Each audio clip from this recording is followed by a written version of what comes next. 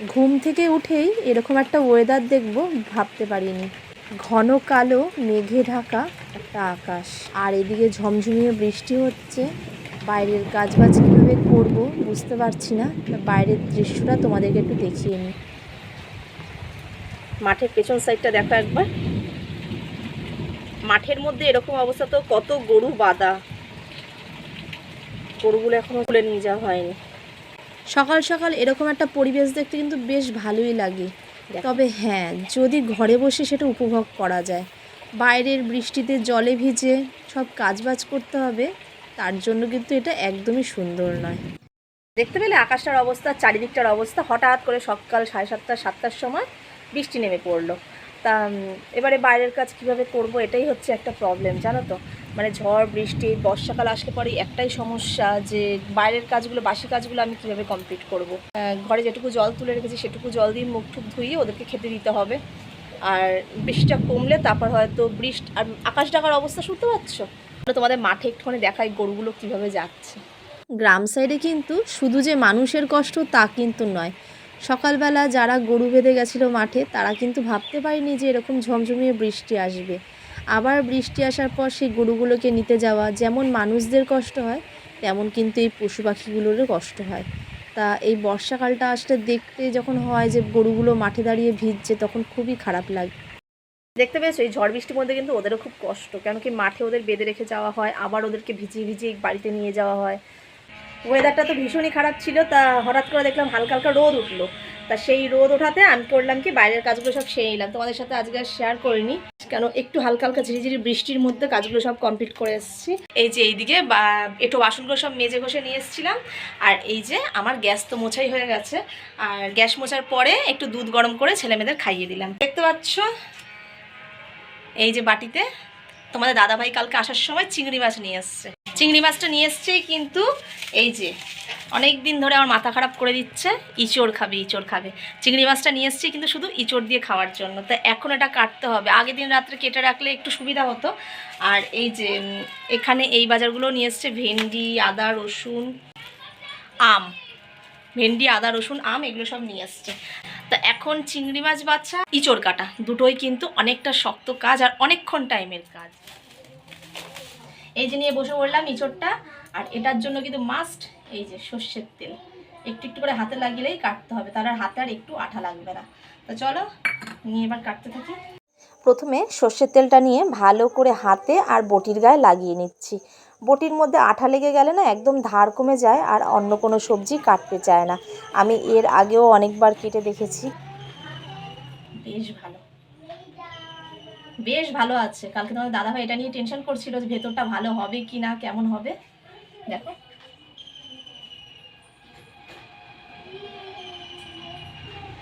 এইবার ভেতরের আঠাটা যদি একটা কাপড় দিয়ে এরকম মুছে নেওয়া যায়, তাহলে হয়তো মানে টপ টপ করে যে আঠাটা পড়ে সেটাও পড়বে না, আর কাটতে গেলে বটির গায়ে লাগবে না, অথচ হাতেও লাগবে না।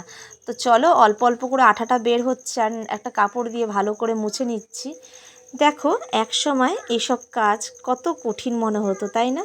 মনে করি না মেয়েদের কাছে কোনো কাজই অসম্ভব নয়। যে মেয়েটা একদিন সব কাজের থেকে দূরে থাকতো, তার মা তাকে দূরে সরিয়ে রাখতো সব কাজ থেকে, সেই মেয়েটা কিন্তু আজ সব কাজে পটু, কোনো কাজকে সে ভয় পায় না। হ্যাঁ, এরকমই হয় মেয়েরা, ঠিক জানো তো, জলের মতন, যে পাত্রে রাখবে সেরকম আকার ধারণ করবে।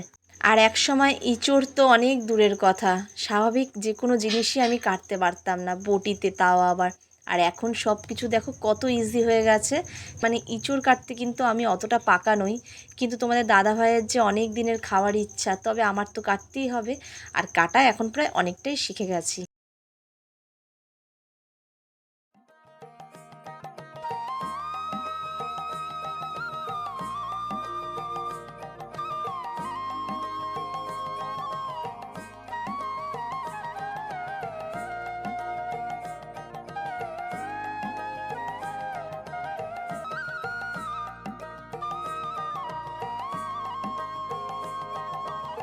এঁচোড় তো দেখেছি সাধারণত সবাই একটু সেদ্ধ করে ভাপিয়ে নেয়, তবে আমি আজকে প্রেশার কুকারে দিয়ে দিলাম। তবে এঁচোড়ের সাথে আলুটাও কিন্তু দিয়ে দিয়েছি। কয়েকটা সিটি দিয়ে নামিয়ে নেব। আর ততক্ষণে এই চিংড়ি মাছগুলো একটু বেছে নিই। কালকে সন্ধ্যেবেলা বাড়ি আসার সময় তোমাদের দাদাভাই চিংড়ি মাছগুলো নিয়ে এসছে, তো দেখছি ফ্রিজ থেকে বার করে বেশ ভালো জানো তো চিংড়ি মাছগুলো। আর চিংড়ি মাছগুলো সাদা সাদা, তো সাদা চিংড়ির খোসা ছাড়াতে বেশিক্ষণ টাইম লাগে না।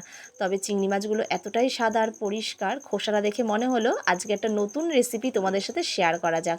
ইঁচড় চিংড়ি দেখবে বেশ কিন্তু নাম করা একটা রেসিপি, তাই না?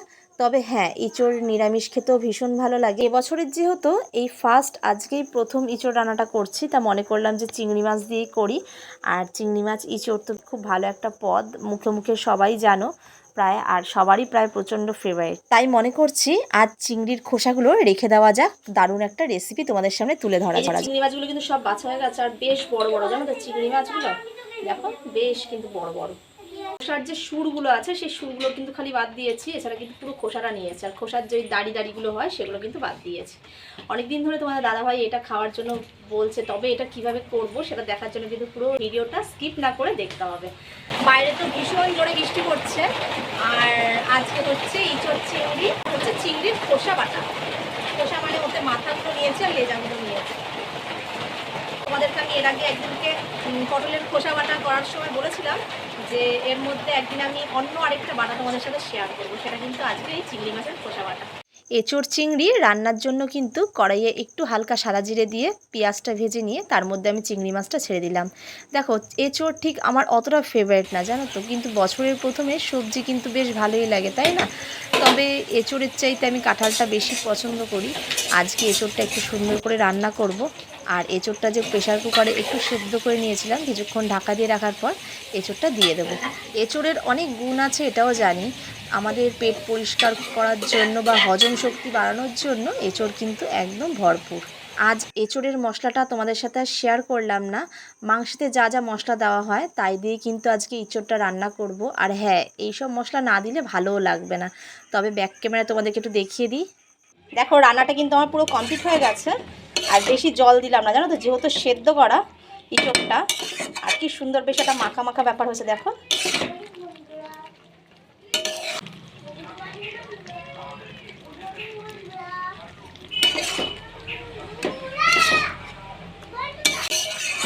যে কোনো সবজি যখন প্রথম ওঠে সেটার কিন্তু স্বাদটা ভীষণ ভালো লাগে। এরপর ইঁচড় হয়তো আরও পেকে যাবে, তখন হয়তো এতটা ভালো সেদ্ধ হয়ে যাবে না। এখন যতটা ভালো দেখো সেদ্ধ হয়ে গেছে।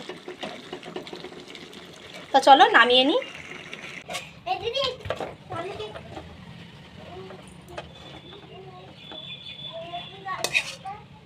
ইঁচড় রান্নাটা আমার পুরো কমপ্লিট।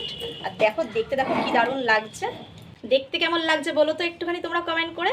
পুরো মাংসের মতন লাগছে, তাই না? হ্যাঁ, এটাই হয় জানো তো, ইঁচড় রান্না করতে গেলে যদি ঠিকঠাক প্রপারভাবে রান্না করতে পারো তাহলে কিন্তু মাংসকেও হার মানিয়ে দেবে।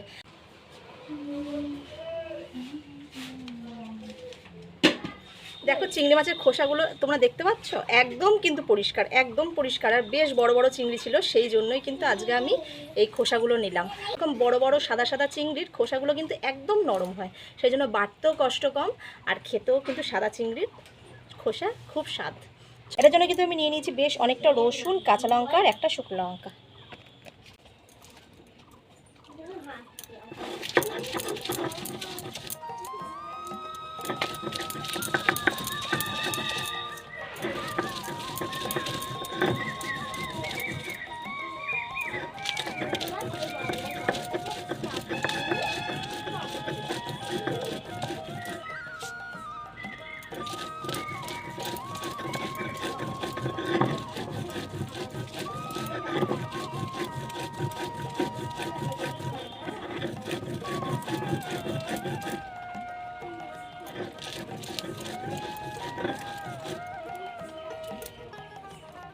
দেখো একদম কিন্তু শিলে বাটলে যে জিনিসটা হয় একদম কিন্তু থকথক একটা পেস্ট হয়, তাই না? যেটা মিক্সিতে হয় না, মিক্সিতে একটু জল জল থাকে, আর পুরোটা এরকম মিহি পেস্টটা যেটা হয় না, দেখো একদম থকথক একটা পুরো ডোয়ের মতন হয়ে গেছে। তো রসুন আর কাঁচা লঙ্কা দিয়ে তো একটা বাটা হলো, একটু পেঁয়াজ দিয়ে বা একটু কড়াইয়ে নাড়াচাড়া করবো, খেতে কিন্তু দারুণ লাগে জানো তো। এটা দিয়ে এক থালা ভাত খাওয়া হয়ে যায়।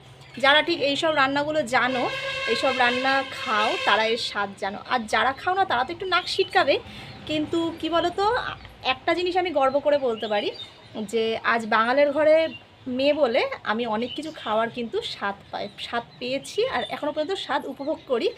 আর তোমাদের দাদাভাই, সেই দাদাভাইকে সেই রান্নাগুলো করে করে খাওয়াই বলে কিন্তু ও নেক্সট টাইম আবার সেটা বলে, যেটা বানাও সেটা ভীষণ ভালো লাগে। যে কোনো খাবার খেয়ে নাক সিটকায় না, ঠিক যে এই বাটা এই রান্না এরকম ঠিক একটু বলে না।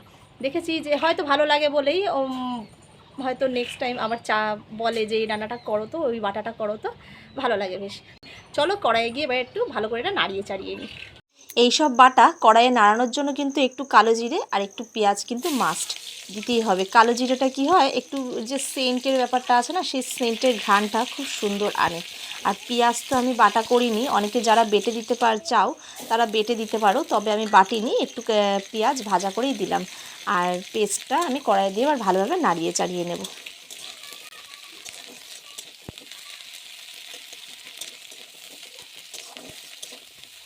আর এই রান্নাটার জন্য পরিমাণ মতন একটু হলুদ, একটু নুন, আর একটু কিন্তু আমি হালকা মিষ্টি দিয়েছি।